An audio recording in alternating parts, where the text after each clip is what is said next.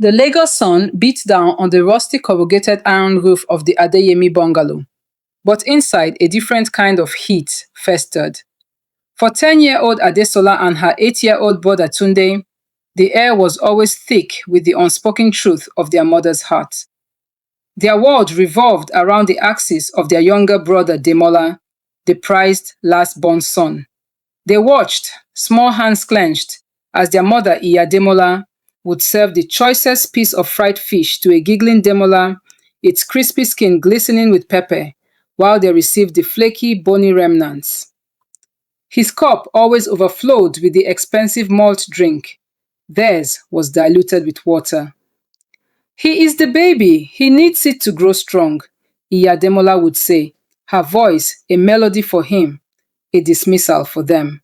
The love in their home was not a boundless ocean, but a scarce resource, and Demola held the only bucket. Adesola, sharp and observant, stored every slight, every preferential glance in a silent vault within her heart. She saw the new, crisp school uniforms Demola received each term, while she and Tunde patched their old ones. She heard the proud boasts to neighbors about Demola's slightest achievements, while her own top-of-class reports were met with an absent-minded nod. Tunde's bitterness was more volatile, a simmering pot threatening to boil over. He learned to retreat into a sullen silence, his young eyes hardening each time his mother's laughter, rich and full, was reserved solely for Demola. In the shared silence of their small room at night, a pact was forged not in words, but in shared resentment. They vowed with the fierce intensity of neglected children that they would prove their worth. They would become so successful that their mother would be forced to see them, to regret the love she had so unfairly withheld. Years bled into one another, layering childhood wounds with the callousness of adolescence. The Adeyemi household became a masterclass in passive aggression and simmering tension. Adesola and Tunde's vow to prove themselves morphed into a relentless drive. Adesola buried herself in her books, her fingers often stained with ink from late-night study sessions, the hum of the generator her only companion. She was determined to carve a path so brilliant it would be impossible to ignore. Tunde, less academically inclined, channeled his frustration into sheer hustle. After school, he apprenticed with a local mechanic, his hands becoming rough and stained with grease, building a pragmatic toughness his brother would never know. Demola, cushioned by unwavering adoration, developed an entitled inertia. Why strive when praise was a given? Why work when needs were anticipated and met? He floated through school with a charming laziness, his mother's excuses always ready. The teachers were jealous. The subjects were too hard. His brilliance was just misunderstood. Iya Demola, blind to the monsters of indulgence she was feeding, would sell her prized Ashwebi wrappers or borrow from Ajo contributions to settle Demola's latest school fee debt or get him the latest sneakers that had caught his eye. The house, once simply unbalanced, was now a tinderbox of resentment, with Demola's privilege the spark and his siblings' bitterness the ready fuel. The foundation of the family was cracking, but Iya Demola, gazing only at her golden child, refused to see the fissures spreading across the walls. University admission letters arrived, acting as a stark judge of their upbringing. Adesola's was a thing of glory. Acceptance into the prestigious Faculty of Law at the University of Ibadan, a testament to her sleepless nights and dogged perseverance. Tunde, pragmatic as ever, secured a place at a renowned technical college in Lagos, his path clear and self-made. There was no celebration for them. Iya Demola's joy was reserved for Demola, who had, miraculously, after 2 failed attempts, secured admission into a third-rate private university to study business administration, a course chosen for its perceived prestige rather than any aptitude. The struggle for school fees laid bare the family's priorities once more. Iya Demola convened a somber meeting. Adesola, Tunde, she began, her voice heavy with a false burden. You see how things are. Demola's school fees. This private university, it is not like government school. The fees are heavy. You are both strong, resilient. Adesola, you can defer a year. Find work. Tunde, your technical school is cheaper. We will manage. But for Demola, we must pay on time. His future is too bright to delay. The words hung in the air, toxic and familiar. Adesola felt a cold fury solidify in her veins. Her future, earned with blood and sweat, was to be deferred for Demola's bought and paid for chance. She looked at her mother, really looked, and saw not a parent, but a curator of Demola's life. Without a word, she stood up and walked out. Her dream, now armored with a fresh layer of steely resolve. She would go to UI if she had to walk her way through it herself. The next few years were a study in divergent paths. Adesola's time at UI was a relentless grind. She survived on meager meals, took on multiple tutoring jobs, and wore clothes until they were thin. The hunger that drove her wasn't just for food. It was for validation, for the undeniable success that would be her final retort. She graduated at the top of her class, her gaunt face and fierce eyes staring out from a degree certificate she had fought for with every fiber of her being. She moved to Abuja, entering the competitive world of corporate law, where her toughness, forged in the fire of neglect, became an asset. Meanwhile, Demola's university experience was an extended vacation. The hefty fees were paid promptly, funding a lifestyle of parties, designer clothes, and an entitled disregard for his studies. He failed courses with impunity, knowing a pleading call from his mother would eventually secure another payment for a retake. He graduated not with a degree, but with a profound sense of entitlement and a network of friends who valued his lavish spending. He returned home to Lagos not as a graduate, but as a prince, expecting his throne to be ready. Tunde, finished with his technical program, had already moved out, setting up a small but efficient auto repair workshop in Ikeja. He visited home sparingly, his interactions with his mother and brother brief and coldly formal. The stage was set for the inevitable collision. Adesola's ascent in Abuja was meteoric. Her sharp mind, relentless work ethic, and ability to navigate high-stakes negotiations saw her rise from a junior associate to a senior partner in a top law firm in under a decade. She drove a sleek car, lived in a luxurious apartment in Maitama, and commanded respect in courtrooms and boardrooms.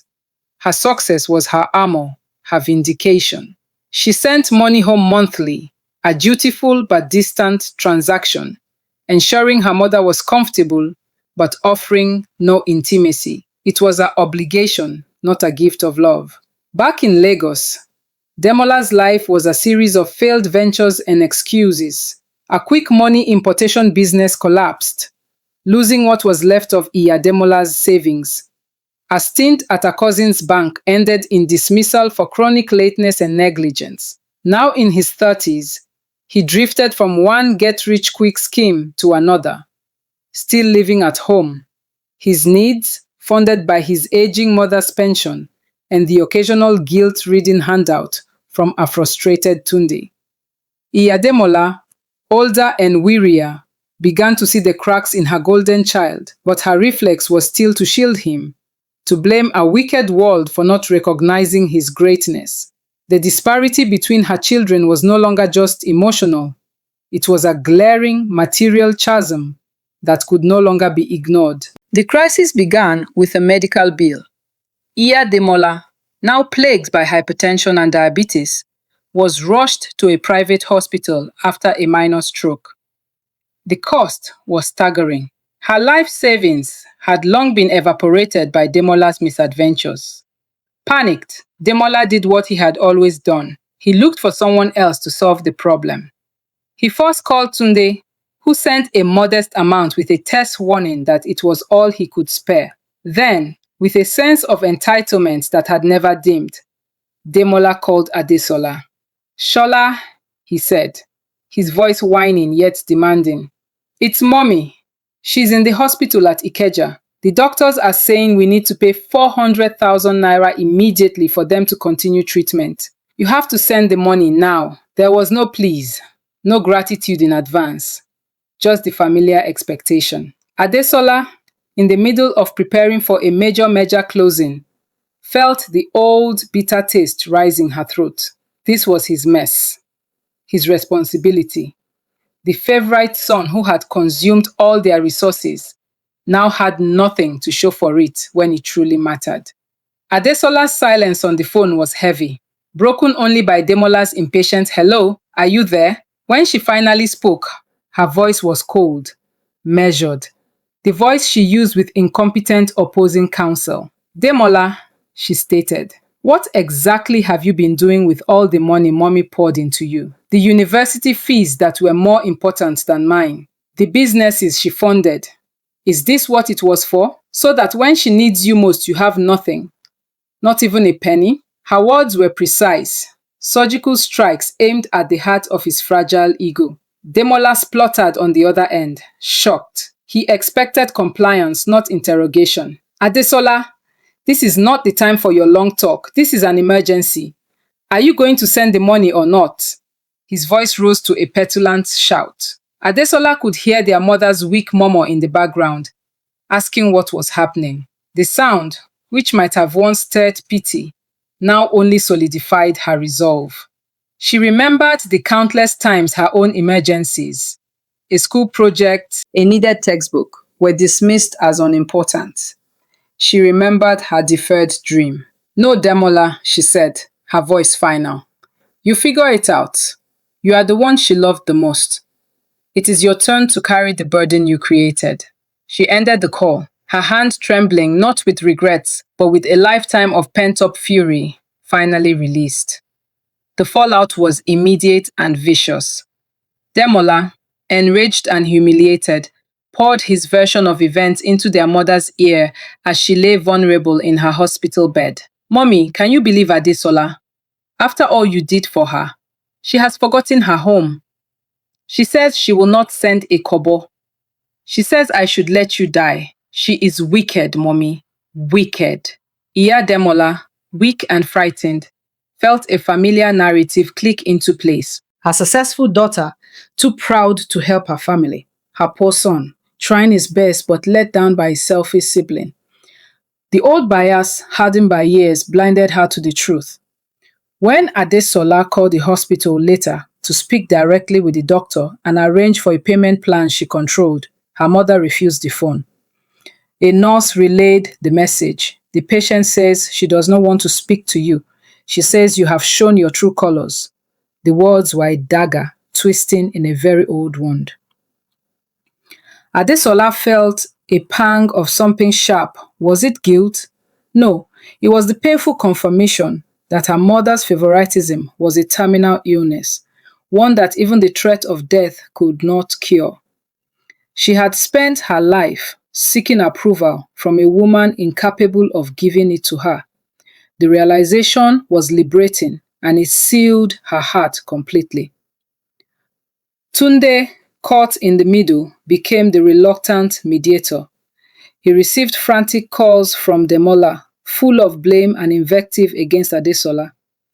He then received a calm, icy call from Adesola, laying out the precise history of financial drain that led to this point. Tunde, ever pragmatic, saw the truth in Adesola's account. He had lived it. He went to the hospital and paid a significant portion of the bill from his workshop's savings, not for Demola, but for the mother he still felt a complex duty towards. He found Iya Demola tearful, cursing Adesola's ingratitude. "Tunde, your sister has become an Olowushi," she cried, using the term for a wealthy fool. "She has money, but no heart." Tunde looked at his mother, her face lined with worry and illness, and felt a surge of frustration. "Mommy," he said, his voice low and steady. And Demola, what has he become? The heart with no money? For all the love you gave him, where is the result? Look at this hospital bed. Adesola is paying for it from Abuja, even though you insult her. Demola, who lives in your house, is here empty-handed. When will you see?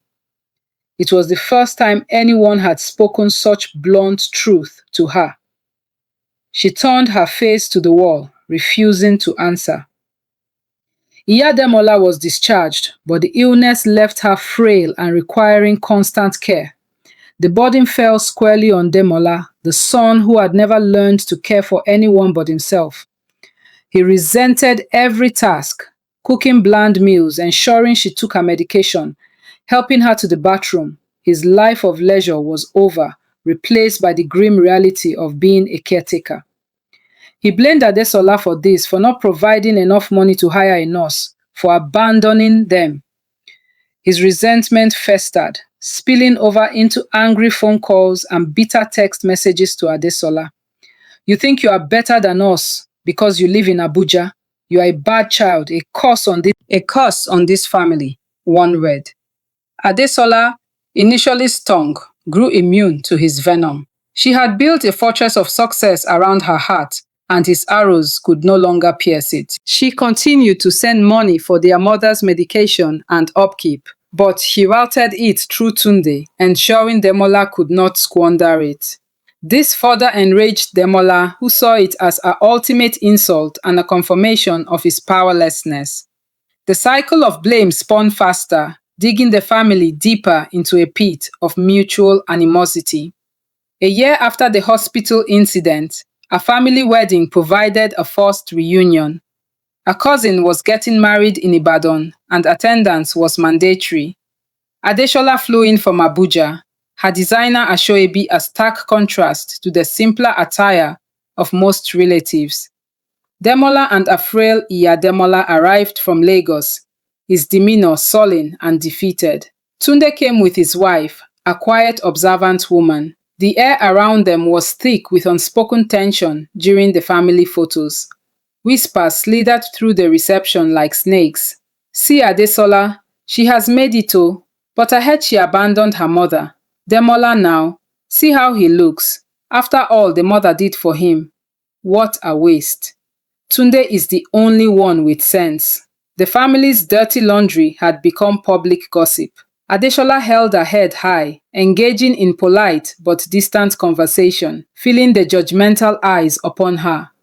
Demola skulked near the refreshment table, drinking heavily, his shame curdling into aggression. He was a living exhibit of failed potential, and everyone knew it. The celebration was a facade, masking the deep rot within their branch of the Adeyemi family. The trigger was a seemingly innocuous comment. An elderly aunt, well-meaning but oblivious, praised Adesola loudly. Ah, Adesola, see how God has blessed you. You are the pride of the Adeyemi family. Your mother must be so proud. It was the kind of praise Iya Demola had never bestowed on her. Demola, drunk on cheap whiskey and cheap resentment, stumbled over. Pride? He slurred, his voice loud enough to draw stares. What pride? She is a wicked witch. She has money, but she left our mother to die in the hospital. Is that pride? The reception fell silent. All pretense of family harmony evaporated. Adesola turned to him, her eyes blazing with a cold fire. You dare? She whispered, her voice cutting through the silence. You who ate the food, wore the clothes, and wasted the school fees that were meant for all of us? You who cannot change a light bulb without mommy's help? You are a parasite, Demola. A failed, entitled parasite. And everyone here knows it. The gasps were audible. She had said the quiet part out loud, shattering every taboo in a public arena. Chaos erupted. Demola lunged at Adesola, fueled by humiliated rage. But Tunde was quicker, intercepting him with a mechanic's strong arms and shoving him back. Enough! Tunde roared, his voice a thunderclap. The bride's father rushed over, his face dark with anger. Take your family disgrace out of here, now, he commanded Tunde, who was the only one appearing to have any control. Tunde, his face a mask of grim embarrassment, nodded. He guided his sobbing mother away, shot a look of pure contempt at a struggling Demola, and glanced at Adesola, who stood tall, her chest heaving, but her expression unyielding. She had not thrown a punch, but her words had been the nuclear option. The scars of that public explosion would be permanent, a story that would be told and retold in family lore for generations. The ride back to Lagos was a suffocating capsule of silence and hatred. Tunde drove, his knuckles white on the steering wheel. Iya Demola cried softly in the passenger seat.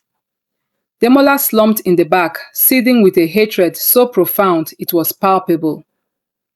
Adesola had taken a taxi back to Abuja immediately, removing herself from the fallout. The silence in the car was finally broken by Iya Demola. Why? Why did she have to disgrace us like that? In public, she moaned. Tunde could not believe what he was hearing. Even now, after Demola had physically started the fight, her blame was for Adesola's response. "Mommy, open your eyes," he shouted, startling her into silence. "Demola is the one who caused the scene. He is the one who is drunk and useless. Adesola only said what everyone is thinking. When will you stop defending him?" It was the first time Tunde had ever truly shouted at his mother. The car fell back into silence, but this time, it was the silence of a devastating truth, finally acknowledged, that now hung rotting between them. The following weeks were a cold war. Demola, stripped of his last shred of dignity, became more belligerent at home, taking his frustration out on his ailing mother. He blamed her for his failures, for not giving him more, for not controlling Adesola. The loving son was gone, revealed as the petulant, selfish man he had always been. Iya Demola, faced with the venom of the child she had cherished most, began a painful, reluctant journey of introspection. Lying awake at night, listening to Demola rant in another room, her mind replayed her life. She saw Adesola's hopeful eyes being dimmed, time and again. She saw Tunde's quiet withdrawal. She saw the countless times she had taken from them to give to Demola. For the first time, she questioned the cultural script she had followed blindly, that the last born son was a crown jewel. She had not nurtured a jewel. She had created a monster, and in the process, she had lost her other children. A deep, aching regret began to bloom in her chest, but it was too late. The wounds were too deep, the words too harshly spoken. Regret moved Iyademola to action, but her methods were still flawed by a lifetime of habit. She decided to call Adesola, not to apologize, but to appeal for help in managing Demola. "Shola," she began, her voice frail. "This boy, Demola, he is troubling me too much. Since that day, he has changed. He insults me. You need to talk to him. You are the only one he will listen to." It was the same pattern. Demola's problem was now Adesola's to solve. Adesola listened on the other end of the line, her expression icy. The apology she had perhaps unconsciously waited for her whole life was not coming. Instead, it was another demand wrapped in a complaint. "Mommy," she replied, her voice devoid of all emotion. "Demola is your son, the one you raised. You deal with him. I have spent my life dealing with the consequences of your love for him. I am done." She ended the call. It was the last conversation they would ever have. The final thread of connection, however frayed, had been severed. The inevitable final rupture came from Demola. Blinded by rage and envy, he did the unthinkable. He went to the press. He found a sensationalist tabloid and sold a fabricated story. Heartless big sister, a senior lawyer, abandoned sick mother and struggling brother to poverty. He twisted every narrative, painting Adesola as a greedy, westernized elitist who had turned her back on her roots. He provided her name and her firm's name. The story was published. a salacious tale that played perfectly into public sentiment about wealthy Nigerians forgetting their families. The fallout was swift and brutal for Adesola. Colleagues looked at her sideways. Opposing counsel subtly brought it up in negotiations to rattle her. Her firm's PR team went into damage control mode. The private shame had become a public scandal, engineered by her own brother. The betrayal was absolute, a poison that threatened everything she had built. Adesola's response was merciless and legal. She did not call to scream or plead. Her lawyer sent a blistering cease and desist letter to the tabloid, threatening a monumental defamation lawsuit that forced them to print a full retraction and a front-page apology. Then, she turned to Demola. She had her lawyers draw up a detailed document outlining every naira she had ever sent home, every medical bill she had paid, with bank transfers and receipts attached. She sent these documents not just to Demola, but to every single family member, from the eldest uncle in the village to the youngest cousin abroad.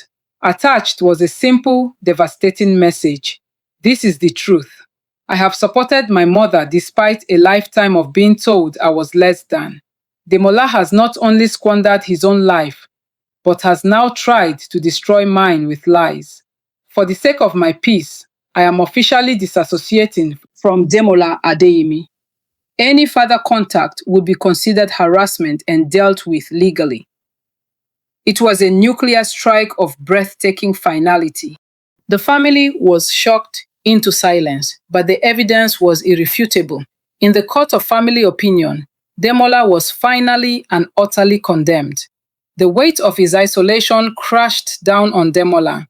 The family, now armed with the truth, turned their backs on him. His phone, once buzzing with requests for money from his friends, who now saw him as toxic, fell silent. He was a pariah. The walls of the small Lagos bungalow felt like a prison. His mother, weakened and heartbroken, could barely look at him. The source of all his privilege now regarded him with a grief that was worse than hatred. He was forced to finally grow up. He had to get a job, a real one. With no skills and a notorious reputation, he ended up as a bus conductor on the Danfo routes of Lagos, shouting, "Oshodi! Oshodi!" for meager daily wages. His body jostled in the hot, crowded bus. The humiliation was a daily acid bath. The golden child was now covered in the grime of Lagos streets.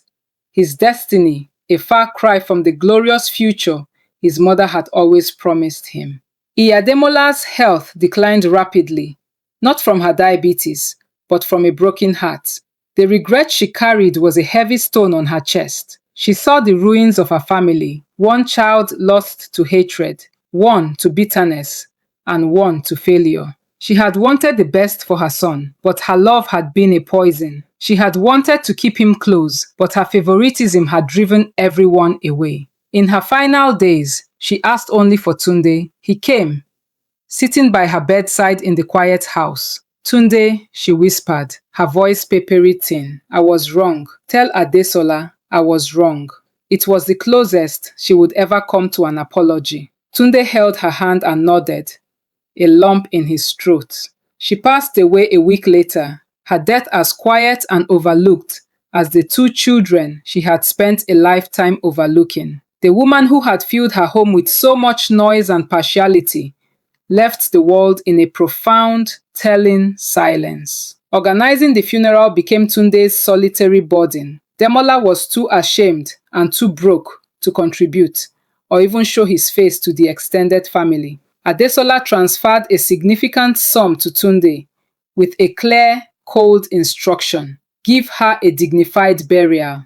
Send me the invoice. She did not come. Her disassociation was absolute. The funeral was a somber, awkward affair. Family members whispered about the absent successful daughter and the disgraced absent son. Tunde stood alone by the graveside as his mother's casket was lowered into the earth. He felt a whirlwind of emotions: grief for the mother he had loved, anger at the life she had created, pity for his broken siblings, and a weary resignation. He was the forgotten middle child, the reliable one, now left to clean up the emotional and physical debris. Months after the funeral, life settled into a grim new normal. Tunde focused on his workshop and his own young family, building a healthy, stable environment, determined not to repeat the mistakes of his past. He heard snippets about Demola, who was still toiling on the streets, a ghost of his former self, swallowed by the city's anonymity. One evening, Tunde's wife asked him a question that had been haunting her. Will you ever try to bring them back together, your sister and your brother? Tunde looked out at the setting sun, his face etched with the wisdom of hard experience. No, he said quietly. Some fires burn too hot and leave only ash. You cannot rebuild from that. My duty is to ensure this. He gestured to his peaceful home. Never turns into that. Some cycles of hurt, he understood, are too powerful to break. The only option is to build a new path, far away from their destructive pull. Adesola, in her Abuja high-rise, achieved everything she had ever wanted. The professional accolades kept coming. She won her biggest case yet, a landmark victory that made the front page of the business papers for the right reasons. She stood at a cocktail party celebrating her win, a glass of champagne in her hand, surrounded by powerful, congratulatory people. Yet, as she looked around the room, she felt a hollow echo behind her smile. The victory felt empty. There was no one to call who would understand the sheer scale of her journey, no one from the past to share in the vindication. The little girl who had vowed to prove her worth to her mother had done so, spectacularly, but the audience she had craved approval from was gone. The scar of that childhood neglect was a permanent numbness no professional success could ever thaw.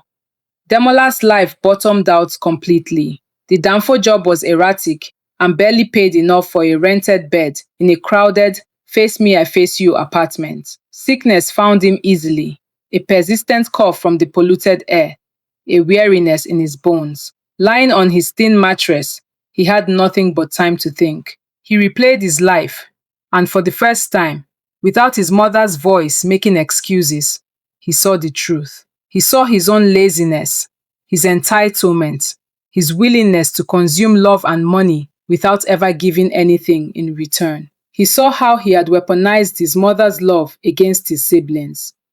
The realization was a crushing weight. The blame he had so easily assigned to Adesola, to the world, now settled squarely on his own shoulders. The favorite child died a slow, painful death, and in its place was a man filled with a devastating and lonely regret. Driven by this new painful clarity, Demola did something he had never done before. He sought out Tunde. He waited outside Tunde's workshop one evening, looking shrunken and nervous. Tunde saw him and stiffened, his guard immediately up. What do you want, Demola? Money? I don't have any for you, Tunde said, his voice flat. Demola shook his head, his eyes on the ground. Not money, he mumbled. I came to say, I know now. I know what I was, what I did. The words were halting, unfamiliar on his tongue. It was the beginning of an apology, raw and unskilled.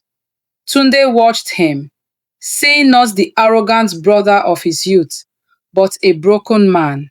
He felt no triumph, only a profound sadness for all that had been lost and could never be reclaimed. Tunde did not invite Demola into his home or his life. The damage was too deep, the trust too obliterated. But moved by a humanity that their upbringing had not beaten out of him, he did not turn him away entirely. He started giving Demola small paid jobs around the workshop, sweeping, running errands. It was not a reconciliation. It was a transaction, a way for Demola to earn a little dignity and a little money without the handout he was used to. Demola accepted it gratefully. He swept the floors with a concentration he had never applied to anything. It was a penance. The two brothers walked in near silence, the ghost of their mother and their sister, a permanent unspoken presence between them. They were bound by blood and a shared history of pain, but the love that should have accompanied it had been scorched away long ago. Years passed. The sharp edges of the past began to soften, worn down by time and the relentless demands of present life. Tunde's business grew. He became a respected figure in his community, known for his integrity and hard work, the antithesis of his brother's reputation. He saw Demola occasionally, who was managing a small kiosk selling engine parts, a fragile stability built on a foundation of past ruin. One day, Tunde's young son asked about the aunt in Abuja, whose picture was sometimes in the newspaper. Why don't we ever see her, Daddy? Tunde looked at his son's innocent face, free of the bitterness that had plagued his own childhood. He chose his words carefully. Sometimes, family hurts each other too much, he said, and the bravest thing to do is to wish them well from far away and focus on building a better home right here. He hoped it was a lesson that would never be personally relevant to his son. Adesola never married. She built a formidable life of success and solitude. She took on proteges at her firm, fierce young women she pushed with a demanding rigor that mirrored her own journey, but she always ensured they felt seen and valued, something she could never bring herself to do for her own flesh and blood. Her legacy would be professional, not personal. On the anniversary of her mother's death every year, she would allow herself one moment of quiet reflection. She would remember the little girl watching from the corner, yearning for a glance, a kind word. She had gotten her revenge, her vindication, but it tasted like dust. She had conquered the world, but she lived alone in it. The permanent scar was not a mark of defeat, but a cold, hard trophy of survival that had cost her everything else. The three siblings, product of the same womb, lived out their lives in three completely separate worlds. Adesola in her world of privileged isolation, Tunde in his world of hard-won contentment, and Demola in his world of quiet atonement. They were islands, separated by a sea of blame, disgrace, and regret that none of them knew how to cross. The cycle that began with a mother's unequal love had run its devastating course. It had consumed her, broken one child, hardened another, and burdened the third with the role of cleanup. There was no grand reconciliation, no tearful healing embrace. This was the real, unvarnished truth of it. Some family wounds are too deep to heal. They leave permanent scars that shape destinies, a silent testament to the terrible power of a parent's favoritism. Generations later, the story of Iya Demola and her three children became a cautionary tale whispered in the family.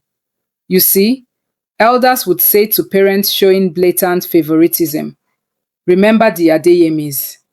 Do you want to end up like Iya Demola?